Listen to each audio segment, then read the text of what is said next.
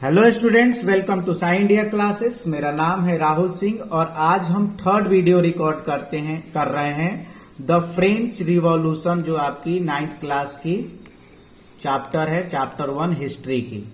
अब देखिए, इसमें एक्चुअली हमको पढ़ना, हमने आपको फर्स्ट और सेकेंड वीडियो में क्या पढ़ाया, पीछे की पूरी कहानी बता दी कि 14 जुलाई 1789 को आखिर क्या हुआ था। ठीक है, उस जेल पे क्यों लोगों 7,000 से ज्यादा लोग क्यों वहां पे इकट्ठे हुए और इकट्ठे होके वहां के कमांडर को क्यों मारा, जो कि पेरिस के बेस्टिल जेल में हुआ था। वहां के लोगों को उन्हें मारा और वहां के लोग उस कमांडर को मारे और फिर प्रिजनर्स को वहां से आजाद कराए। ये सारी चीजें मैंने बता दी थी। साथ साथ उस समय किस टाइप की सोसाइटी थी फ्रांस में, ये भी सारी चीजें बता दी।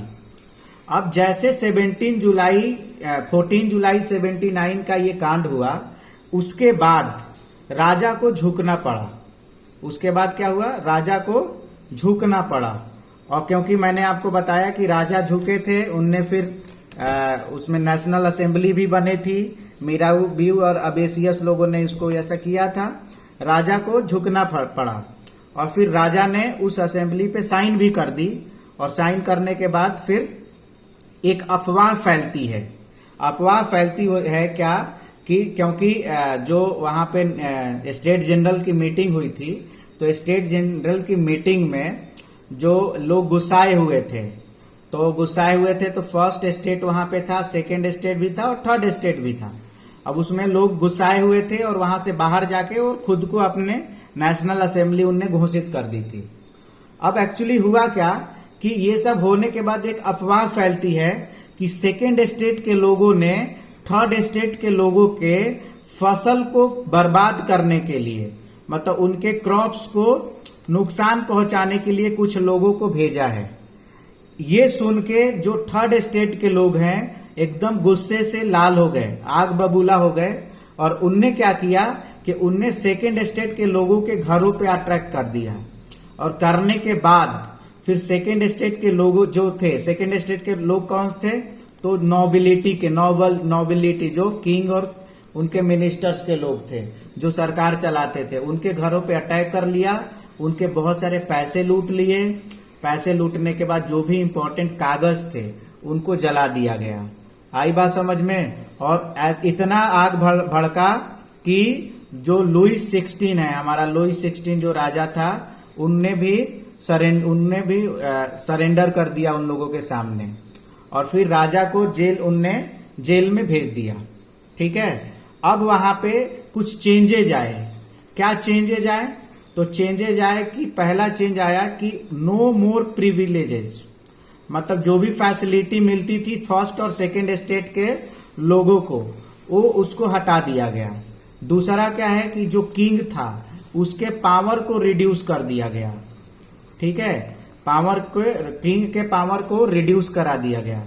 जो लैंड था, मैंने बताया कि 30% ही लैंड फार्मर्स के पास थे, बाकी के जो लैंड थे वो जो फर्स्ट और सेकेंड स्टेट के लोग थे उनके पास थे। लेकिन अब लैंड को रीडिस्ट्रीब्यूट किया गया, जिसमें जो लोग खेती करने वाले लोग थे उनको मैक्सिमम चर्च के जो खेत थे वो फार्मर्स को दे दिए गए। और एक जो मैंने बताया था कि एक थाइस नाम का टैक्स लगता था, जो 10% टैक्स देना पड़ता था चर्च को, इसको समाप्त कर दिया गया। ये चेंजेज आए। आई बात समझ में। और ये जो सारे फैसले हैं ये 14 अगस्त 1789 को लिए गए। ठीक है, 1789 को, 14 अगस्त 1789 को, क्योंकि 14 जुलाई को हुआ था, मतलब 14 जुलाई 1789 को वहां पे जेल पे हमला हुआ था। उसके बाद फिर अफवाह फैली कि सेकेंड स्टेट के लोगों ने थर्ड स्टेट के लोगों के फसल बर्बाद करने के लिए कुछ लोगों को भेजा है। थर्ड स्टेट वालों ने उल्टा सेकेंड स्टेट के लोगों को मारा पीटा, किंग को भी बंदी बनाया, किंग को भी जेल भेजा। और उसके बाद वहां पे कुछ किंग की पावर भी रिड्यूस कर दी गई, क्योंकि एकता में बल है कहा जाता है। और लोग मिलके पावर रिड्यूस कर दी किंग की। और जो भी फर्स्ट और सेकेंड लोगों को जो मिलते थे, फैसिलिटी मिलती थी, उसको हटा दी गई। लैंड जो था बहुत कम थे फार्मर्स के पास, और फार्मर्स के पास कम लैंड थी, बाकी जो लैंड थी चर्च और नॉबल्स के पास थे, उसको रीडिस्ट्रीब्यूट किया गया। और जो ये थाइस नाम का जो टैक्स था, जो कि थर्ड स्टेट के लोगों पे लगाया जाता था, जिसमें 10% टोटल हार्वेस्ट का चर्च ले लेती थी, उसको भी हटा दिया गया। अब ये जो फ्रांस है ना, अब हमारा जो फ्रांस है वो हमारा मोनार्की सिस्टम से, मतलब राजा सिस्टम से कहीं ना कहीं कॉन्स्टिट्यूशनल मोनार्की की तरफ से प्रजातंत्र की तरफ बढ़ने लगा। जैसे अभी इंडिया में मोनार्क सिस्टम नहीं है, क्या है, कॉन्स्टिट्यूशन है, ठीक है, प्रजातंत्र है। तो अब 17 अगस्त जो है 14 अगस्त 1789 से जो ये फैसले लिए गए, उस समय जो हमारा फ्रांस था वो मोनार्की सिस्टम से आगे चेंज होके और कॉन्स्टिट्यूशनल मोनार्की की तरफ वो बढ़ने लगा हमारा फ्रांस। अब देखिए और आगे देखते हैं इसके आगे। इसके साथ साथ कुछ फ्रांस में और भी बदलाव किए गए जो कि हमको जानना जरूरी है। क्या क्या बदलाव किए गए? तो बदलाव में नेशनल असेंबली जो बनी थी, वो नेशनल असेंबली ने 1791 में नया कॉन्स्टिट्यूशन लगाया, ठीक है, न्यू कॉन्स्टिट्यूशन बनाया, जिसमें किंग के पावर को रिड्यूस कर दिया। किंग के पावर को क्या कर दिया? किंग के पावर को रिड्यूस कर दिया और गवर्नमेंट को 3 हिस्सों में बांट दिया, जो कि हमारे इंडिया में है। मैंने कल भी बताया था, प्रीवियस वीडियो में बताया था कि लेजिस्लेचर होता है, एक्सिक्यूटिव होती है और जुडिशरी होती है। लेजिस्लेचर जो रूल्स बनाते हैं, एक्सिक्यूटिव जो रूल फॉलो हो रहा है कि नहीं उसको देखते हैं, और जुडिशरी की रूल फॉलो नहीं हो रहा है, जज लोग जो रहते हैं, हमारा जो हमारे इंडिया में कोर्ट है, वो उसको देखते हैं कि नहीं हो रहा है रूल फॉलो, जिसने रूल फॉलो नहीं की उसको सजा देते हैं। ऐसे वहां पे भी पावर को, गवर्नमेंट को डिवाइड कर दिया गया। अब देखिए उस समय कुछ और भी रूल बनाए गए, जिसमें कि टोटल मैंने बताया कि उस समय 28 मिलियन लोग थे फ्रांस में, लेकिन उसमें बस 4 मिलियन लोग ही वोट कर सकते थे, मतलब जो वोटिंग सिस्टम कर सकते थे। देखिए राजा वोट देके नहीं बनता है, राजा ऐसा बनता है कि राजा लुइस 16 के पापा भी राजा थे और उनके बेटे भी राजा होंगे। ये मोनार्की सिस्टम ऐसे चलता है। लेकिन जब कॉन्स्टिट्यूशन बनता है, कॉन्स्टिट्यूशनल मोनार्की जब से रहता है, प्रजातंत्र में लोग वोटिंग करके बनते हैं। तो वहां पे डिसाइड किया गया नेशनल असेंबली ने कि वोटिंग सिस्टम होगी, तो 28 मिलियन में बस 4 मिलियन लोग ही वोट कर सकते थे, ठीक है। और ये 4 मिलियन लोग जो थे 50,000 इलेक्टर्स को चुनेंगे। ये मतलब कि टोटल वोट कितने करेंगे? टोटल पॉपुलेशन वोट नहीं करेगी। 28 मिलियन पॉपुलेशन में 4 मिलियन लोग ही वोट करेंगे।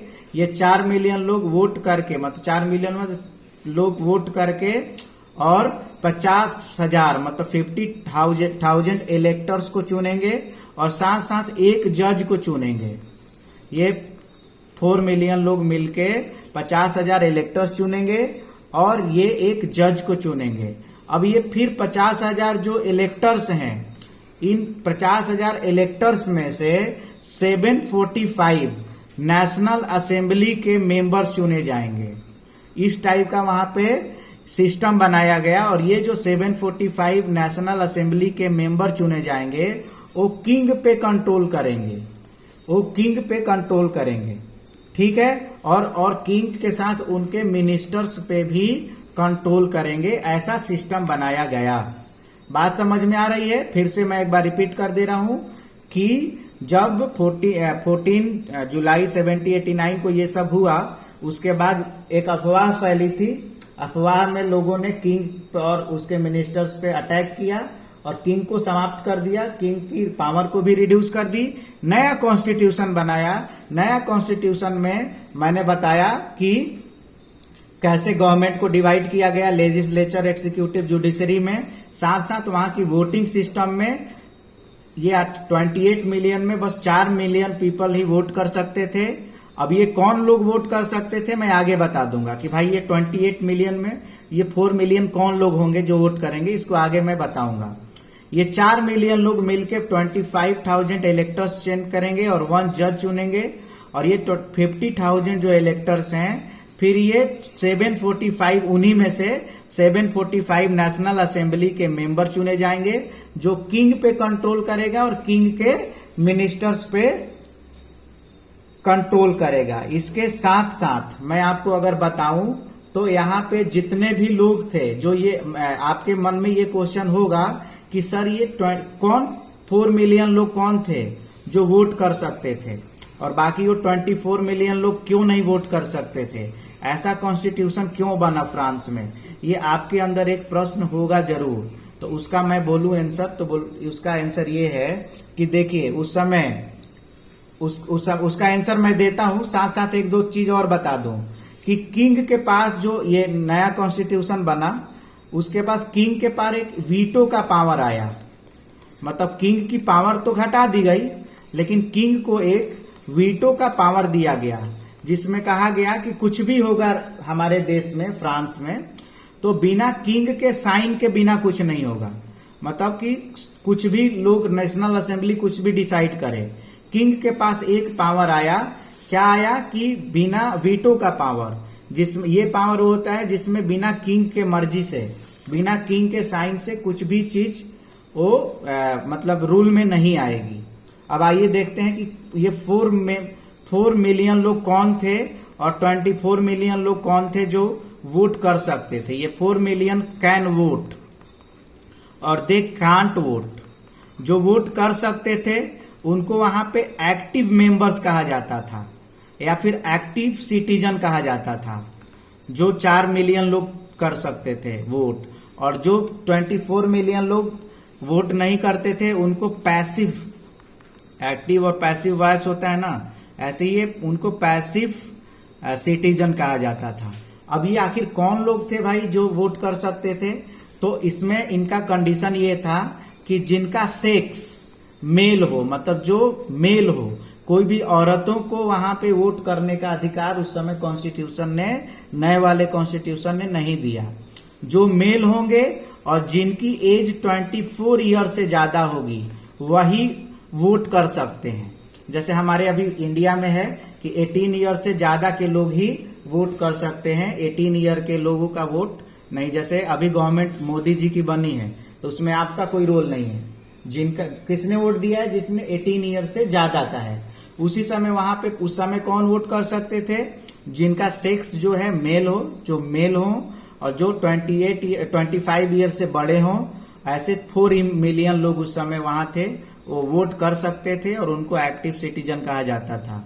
बाकी जो फीमेल थी, ठीक है, अच्छा इनमें एक और था कि सेक्स उनका मेल हो, एज 25 ईयर्स हो, और उनकी वो जो गवर्नमेंट को टैक्स देते हो कितना, तो एक मजदूर की 3 दिन की तिहाड़ी जितनी होती है, मतलब एक लेबर 3 दिन में जितना पैसा कमाता है उसके 3 डेज का वेजेस थे जो थे, उतना अगर वो टैक्स के रूप में पे कर रहा है तभी वो वोट कर सकता है। अगर टैक्स पे नहीं कर सकता है, भले ही वो मेल हो, अगर वो टैक्स पे नहीं कर रहा है और वो मेल भी है और उसकी एज 25 ईयर्स है, फिर भी वो वोट नहीं कर सकता, क्योंकि वो टैक्स नहीं, मिनिमम टैक्स एक मजदूर की 3 दिन की तिहाड़ी, मतलब 3 दिन की कमाई के बराबर अगर वो टैक्स दे रहा है तभी ये कहानी वो वोट कर सकता है।